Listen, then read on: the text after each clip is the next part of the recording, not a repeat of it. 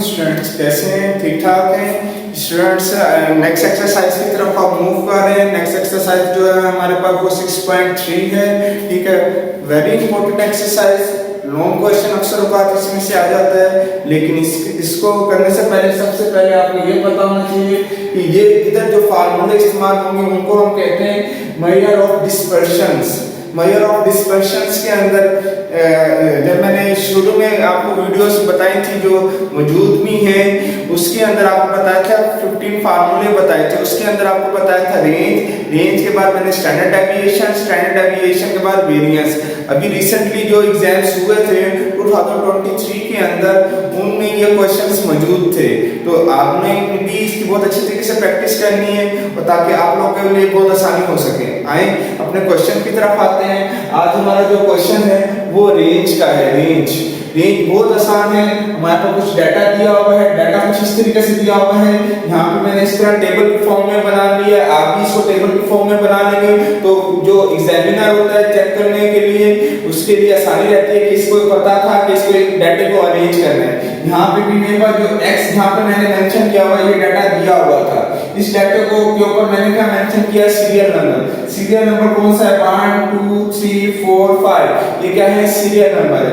इस serial number से मैंने क्या किया? अरेंज x किया। अरेंज x ये मेरे पास आ चुके हैं, यहाँ देख सकते हैं। अरेंज x का मतलब है सबसे जो छोटी वैल्यू वो सबसे ऊपर आएगी, फिर उससे बड़ी आएगी, फिर उससे बड़ी आएगी और लास्ट में सबसे लार्जेस्ट वैल्यू होगी। तो यहाँ पे ये देखेंगे ये मेरे पास मौजूद है। अब रेंज क्या कहता है? रेंज कहता है कि आपके पास फार्मूला है x m में x maximum value x m by n। अच्छा ये भी बात याद रखिएगा, ये थोड़ा सा नीचे करके लिखिएगा, x के बिल्कुल बराबर में ना लिखिएगा। जब आप अपनी शीट पर या रजिस्टर पर वर्क कर रहे हो तो इससे क्या होगा पता चल जाएगा कि ये क्या है, मैक्सिमम वैल्यू मालूम करनी है, इसकी क्या करनी है, सबसे मिनिमम वैल्यू मालूम करनी है। सबसे मैक्सिमम वैल्यू क्या है? तो सबसे मैक्सिमम वैल्यू अगर हम टेबल को गौर से देखें आपको पता चल रहा है लास्ट में जो मेंशन किया हुआ है 15,000 वो सबसे क्या है? मैक्सिमम वैल्यू है।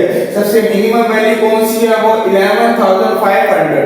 वो हमारे पास है सबसे मिनिमम वैल्यू। तो हमने क्या किया यहाँ पे मेंशन किया 15,000 11,500 उसको इसमें से डिडक्ट किया तो हमारे पास 3500 जो है वो आंसर आ गया।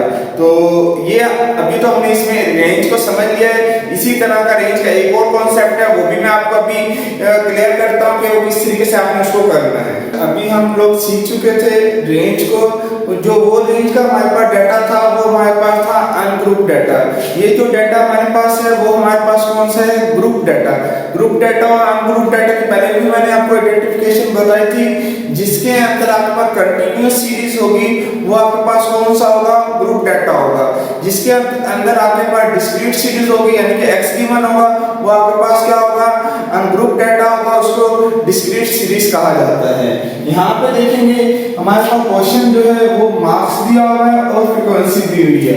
और एक और चीज मैं आपको बताना चाहूंगा, अभी थोड़ी देर पहले हमने क्वेश्चन नंबर 4 किया था, ये क्वेश्चन नंबर 7 है। जो क्वेश्चन नंबर 7 है वो ग्रुप डाटा के लिहाज से किसका है? रेंज का। हमारे पास ये डाटा दिया हुआ है, यहाँ पे भी आप देख सकते हैं ये आपके पास लोअर साइड लाती है, ये आपके पास अपर साइड लाती है। अब यहाँ पे देखेंगे इंटरवल सेम नहीं है। पहले भी आपको बताया था इंटरवल का क्या मतलब होता है, जब आपके पास ये 40 जो है और ये 41, ठीक है, यानी कि इन दोनों में डिफरेंशिएट आ जाए तो इसका मतलब क्या है? ये इक्वल नहीं है।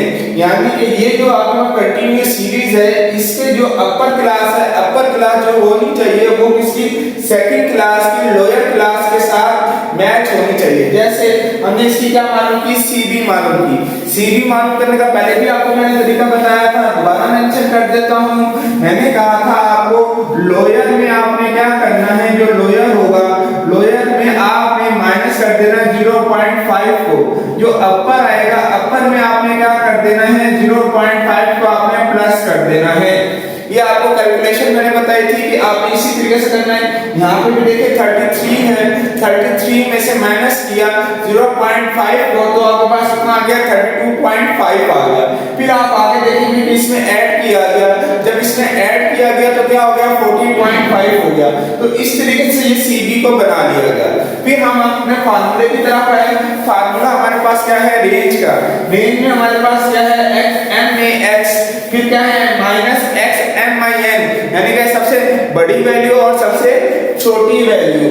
यहाँ पर आएंगे तो यहाँ पर आप देखेंगे यहाँ पर इस बाउंड्री के अंदर ये जो मैं सर्कल लगाने जा रहा हूँ इस टाइम पर और इस पर टिक भी लगा रहा हूँ, ये मेरे पास क्या है x m में x है सबसे बड़ी वैल्यू क्या है 75.5, ये क्या है हमारे पास सबसे बड़ी वैल्यू। सबसे छोटी वैल्यू क्या है यहाँ पे हम इसको देखेंगे CB को, वो है 32.5, यानी कि 75.5 में से 32.5 को हम माइनस कर देंगे तो हमारे पास क्या आ जाएगा 43 आ जाएगा।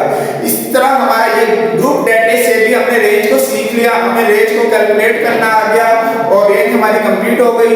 नेक्स्ट लेक्चर में हम देखेंगे इंशाल्लाह ताला स्टैंडर्ड डेविएशन को और वेरिएंस को, वो भी बहुत ज्यादा इंपॉर्टेंट है। स्टार्टिंग में मैंने आपको कहा था इस एक्सरसाइज का क्वेश्चन जो है वो लॉन्ग क्वेश्चन में पेपर में मौजूद होता है और इंशाल्लाह ताला ऐसा हुआ भी होता भी आया है। ठीक है, होप करूंगा कि ये वीडियो भी आपको पसंद आई होगी। अपना बहुत ज्यादा ख्याल रखिएगा।